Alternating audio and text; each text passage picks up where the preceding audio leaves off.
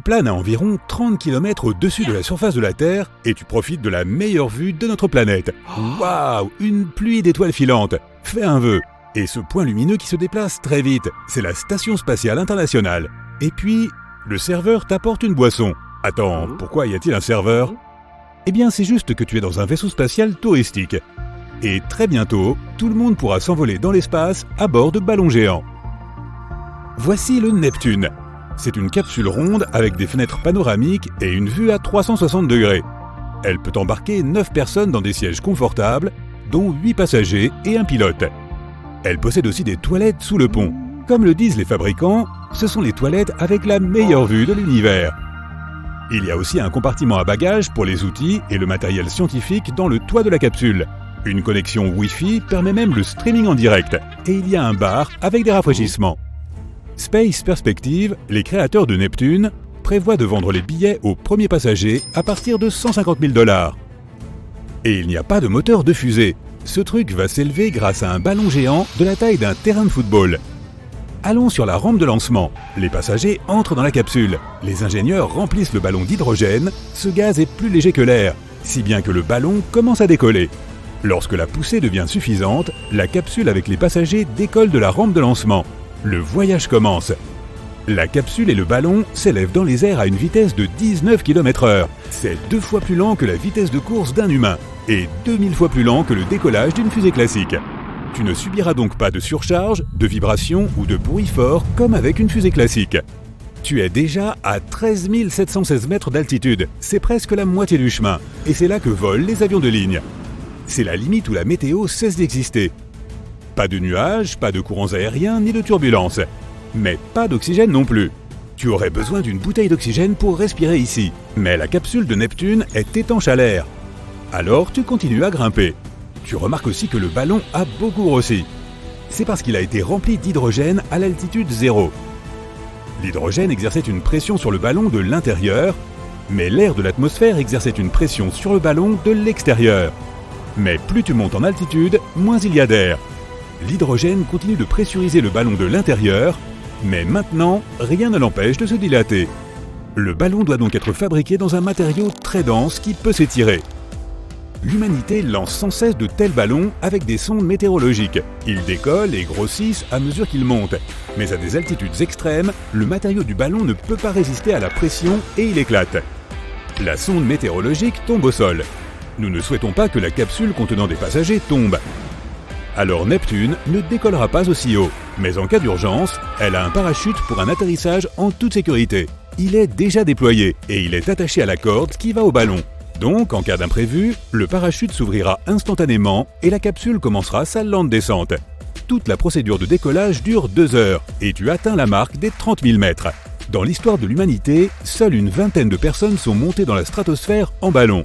La capsule est suspendue dans les airs. Maintenant, toi et tous les passagers avez 2 heures pour admirer la courbure de la Terre, prendre d'interminables selfies et vous détendre. Tu peux même voir une bande bleue au-dessus de la surface de la planète. C'est notre atmosphère. Et si tu lèves les yeux, tu peux voir le plus beau ciel étoilé de ta vie. C'est parce qu'il n'y a pas de nuages ni de pollution lumineuse provenant des grandes villes à cette altitude. Et tu peux voir les étoiles dans toute leur gloire. C'est pour la même raison que nous envoyons nos télescopes à cette altitude. 2 heures se sont écoulées, c'est le moment de la descente. Cette procédure est également lente et douce. Le ballon est abaissé, la pression atmosphérique recommence à s'exercer sur lui et il rétrécit. La capsule va amérir sur l'eau. Elle est équipée d'un cône d'atterrissage situé sous elle et prévu à cet effet.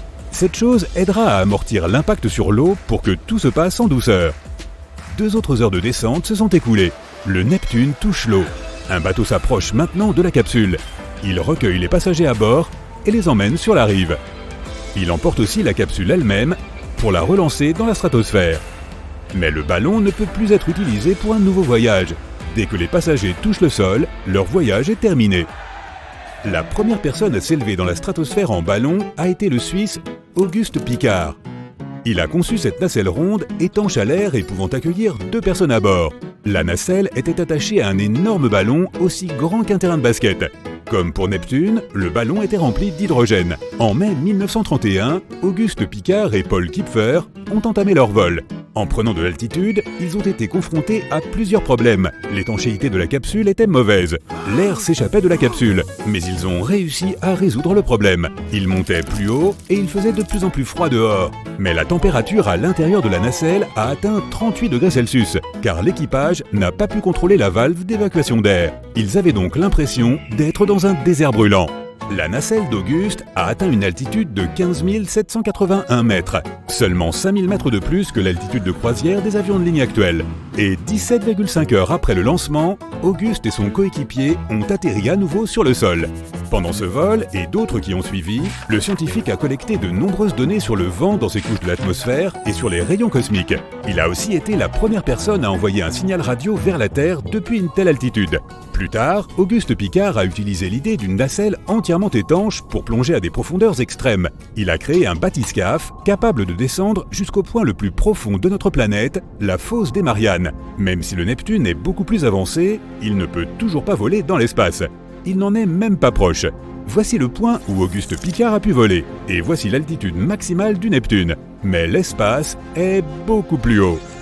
Ceci est la ligne Kármán, à environ 100 km au-dessus du niveau de la mer. L'humanité considère que c'est la limite de notre planète, donc les touristes à bord de la capsule Neptune ne pourront même pas ressentir la pesanteur. Mais si tu veux devenir un touriste de l'espace et danser en apesanteur, il y a encore quelques options pour toi. Spaceship Two est un vaisseau spatial réutilisable suborbital avec équipage. Le voyage commence sur une piste normale comme un avion de ligne.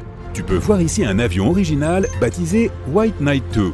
Il est aussi long qu'un terrain de tennis et se compose de 2 fuselages. De ce fait, il a une envergure aussi large qu'un terrain de foot.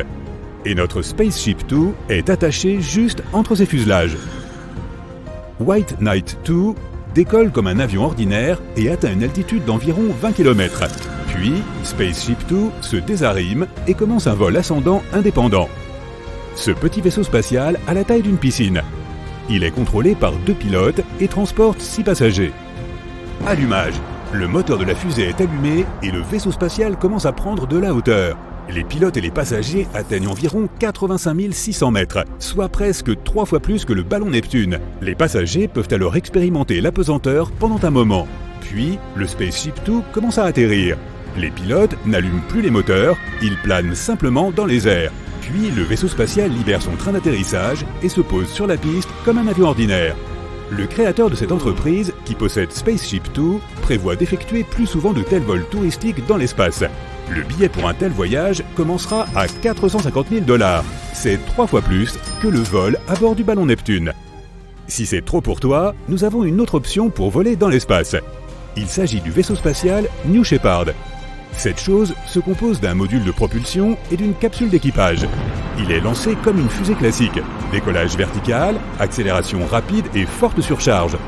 Le module de propulsion aide la capsule à atteindre une vitesse d'environ 3590 km/h.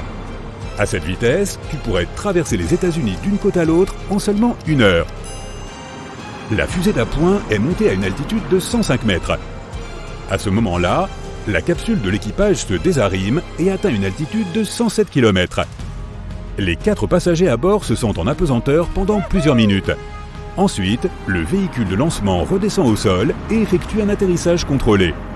Quelques minutes plus tard, la capsule de l'équipage entame sa descente. Elle déploie 3 parachutes pour le freinage. Quelques mètres avant de toucher le sol, la capsule fait un lancement rapide des moteurs de la fusée pour ralentir complètement et rendre l'atterrissage aussi doux que possible. Tu peux devenir un touriste de l'espace et expérimenter l'apesanteur à bord de cette fusée pour seulement 250 000 $.